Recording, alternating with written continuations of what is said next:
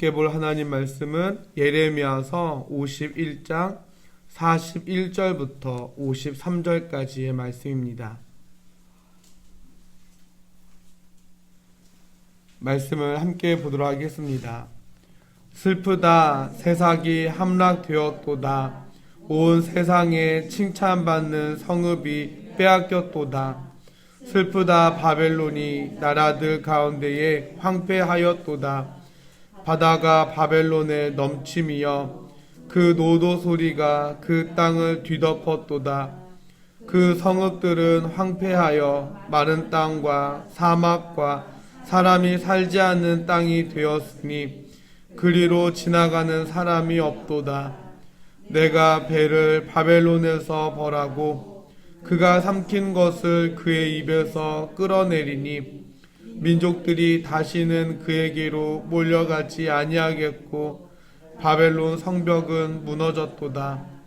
나의 백성아, 너희는 그 중에서 나와 각기 여호와의 진노를 피하라. 너희 마음을 나약하게 말며 이 땅에서 들리는 소문으로 말미암아 두려워하지 말라. 소문은 이 해에도 있겠고 저 해에도 있으리라. 그 땅에는 강포함이 있어 다스리는 자가 다스리는 자를 서로 치리라. 그러므로 보라, 날이 이르리니 내가 바벨론의 우상들을 벌할 것이라. 그 온 땅이 치욕을 당하겠고 그 죽임 당할 자가 모두 그 가운데에 엎드러질 것이며 하늘과 땅과 그 안에 있는 모든 것이 바벨론으로 말미암아 기뻐 노래하리니 이는 파멸시키는 자가 북쪽에서 그에게 옴이라.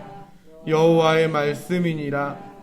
바벨론이 이스라엘을 죽여 엎드러뜨림 같이 온 세상이 바벨론에서 죽임을 당하여 엎드러지리라.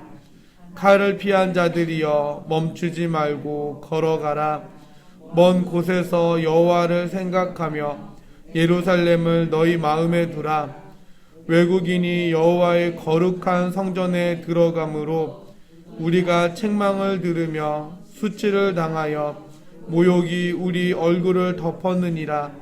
보라, 날이 이르리니 내가 그 우상들을 벌할 것이라. 부상자들이 그 땅에서 한숨을 지으리라. 여호와의 말씀이니라. 가령 바벨론이 하늘까지 솟아오른다 하자. 높은 곳에 있는 피난처를 요새로 삼더라도 멸망시킬 자가 내게로부터 그들에게 임하리라. 여호와의 말씀이니라. 아멘. 하나님께서 사자 2명을 죄악이 가득했던 소돔 땅으로 보내셨습니다. 하나님의 명령을 따라 그곳을 멸하기 위해 그곳을 찾았던 것입니다.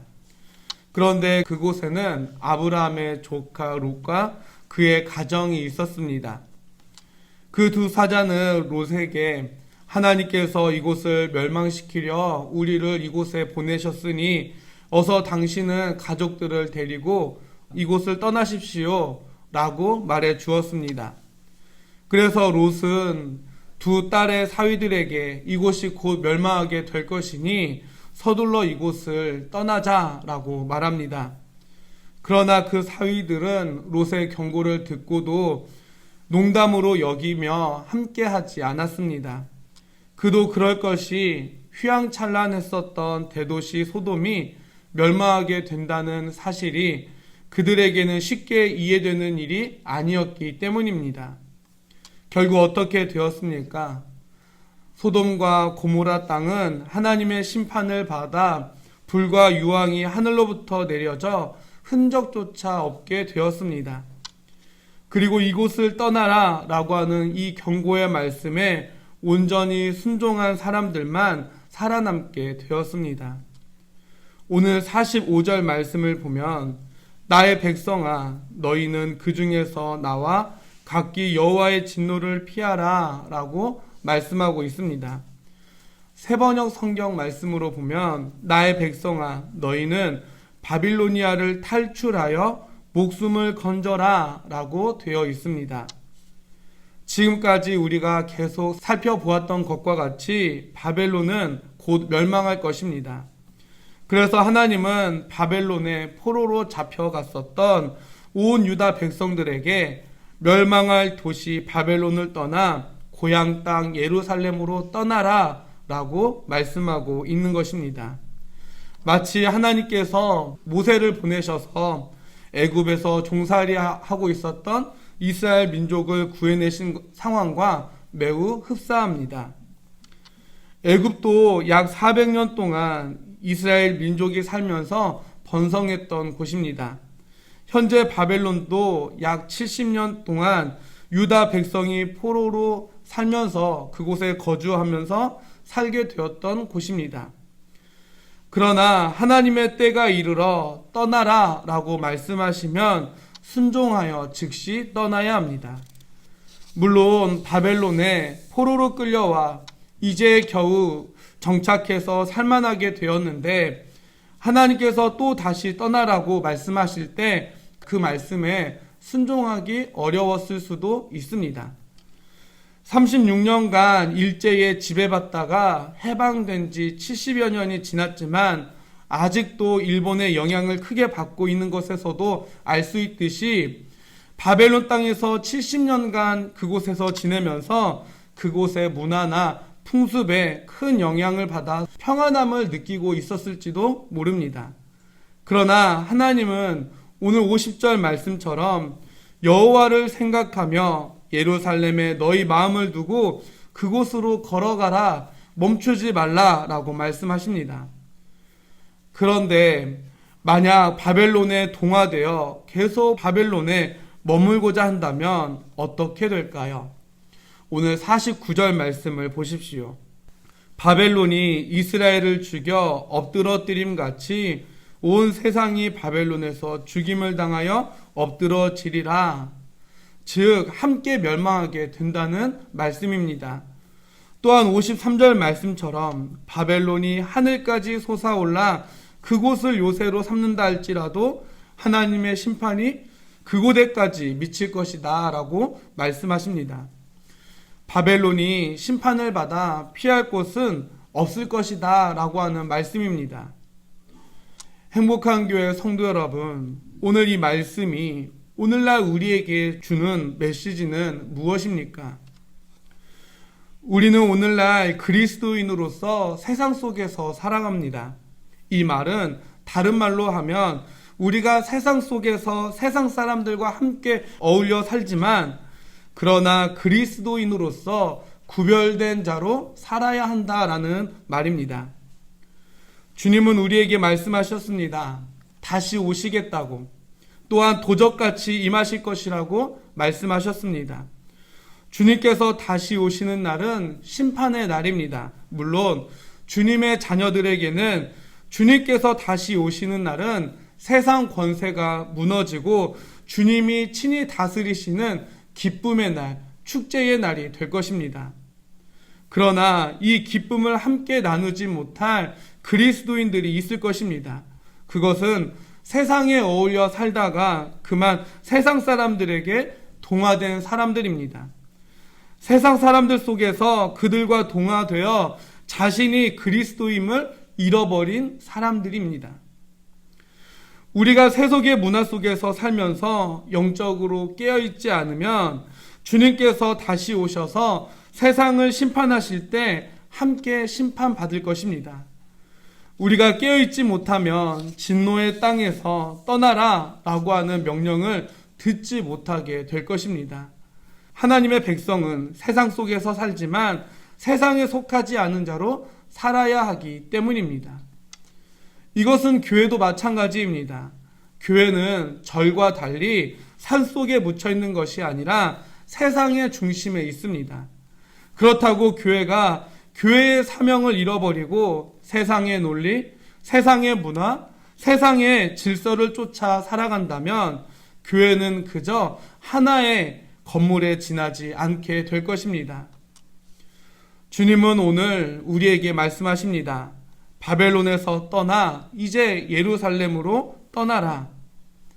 악한 세상과 짝하며 멸망과 심판의 자리에 있지 말고 깨어서 하나님의 구원의 자리로 속히 나아오라 라고 말씀하십니다. 여러분은 하나님의 이 명령이 들리십니까?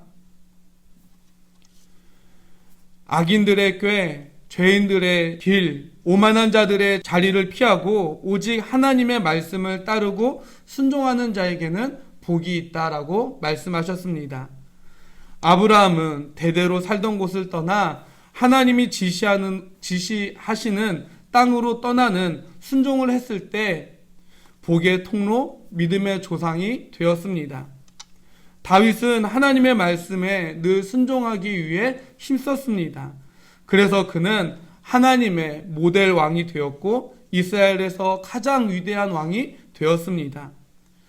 예수 그리스도께서는 겟세마네 동산에서 십자가 고난을 피하고 싶은 마음이 있었지만 하나님의 뜻대로 순종하게 되었을 때에 주님은 구원의 통로가 되었습니다. 오늘 우리에게 평안하게 안주하고 있는 세상에서 떠나 예루살렘으로 주님께서 바라시고 뜻하시는 믿음의 길로 멈추지 말고 걸어가라 라고 말씀하십니다. 이 말씀에 즉각적인 순종함으로 세상과 함께 멸망하는 자가 아니라 주님께 선택받는 자가 될 수 있기를 간절히 소망합니다. 죄악의 세상 속에 살지만 천국 시민 된 자로서 영원한 천국을 소망하며 저 천국을 향하여 끊임없이 나아가는 복된 자로 살아갈 수 있게 되기를 주님의 이름으로 간절히 축원해 드립니다. 함께 기도하도록 하겠습니다. 사랑의 주님, 우리는 자연스럽게 세상 속에서 세상 사람들과 어울려 살아갑니다. 그러나 주님의 자녀로서 그리스도인으로서 천국 시민권자로서 세상 속에서 살아가지만 세상에 속하지 않은 자로 살아가는 저희들 되게 하여 주시옵소서. 늘 주님을 가까이 하는 자로서 늘 깨어있는 자로 살게 하시고 사무엘과 같이 예고 없이 부르시는 어떠한 부름과 말씀에도 즉각적으로 반응하고 특별히 그 말씀에 항상 온전히 순종하는 저희들 되게 하옵소서. 환절기에 날씨가 많이 쌀쌀해졌습니다. 어르신들을 비롯한 성도들의 건강을 지켜주시고 주님이 주시는 그 건강함으로 주님께서 저희들에게 맡겨주신 사명을 온전히 감당케 하옵소서. 코로나 속에서 최소한의 모임으로 119회 정기노회가 진행되고 있습니다. 어려움이 많은 상황이지만 회의 진행이 매끄럽게 잘 진행될 수 있게 도와주시고 항상 주님이 우선순위가 되고 주님의 마음과 주님의 뜻이 무엇인지 헤아려 건강한 노회, 건강한 기장을 만들어가는데 중요한 역할들을 감당하게 하여 주시옵소서. 지금은 우리들의 선한 목자가 되시는 예수 그리스도의 은혜와 하나님 아버지의 크고 넓은 사랑하심과 믿음 위에 굳게 설 수 있도록 도우시고 함께해 주시는 성령의 역사하심이 세상 속에서 살아가지만 그리스도인으로서의 정체성을 잃지 않고 살아갈 것을 다짐하는 사랑하는 성도들과 성도들의 가정과 생업 위에 그리고 이 나라와 이 민족 위에 이제로부터 영원토록 함께하여 주옵시기를 간절히 축원하옵나이다. 아멘.